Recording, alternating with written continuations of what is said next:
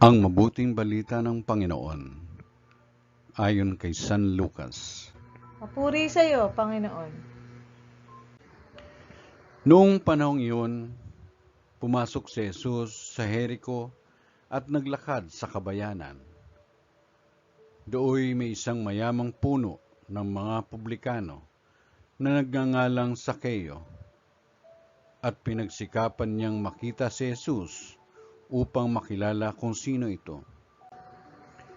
Ngunit siya'y napakapandak, at dahil sa dami ng tao, hindi niya makita si Jesus.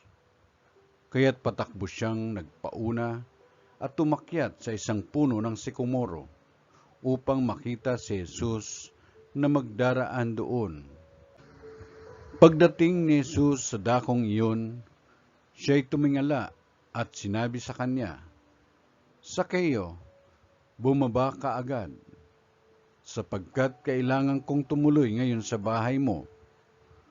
Nagmamadali siyang bumaba at tuwang-tuwang tinanggap si Jesus.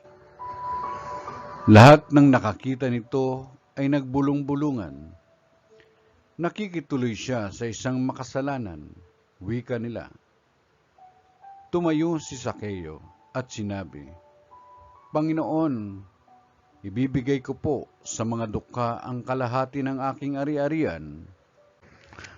At kung ako'y may nadayang sinuman, 4 na ibayo ang isasauli ko sa kanya."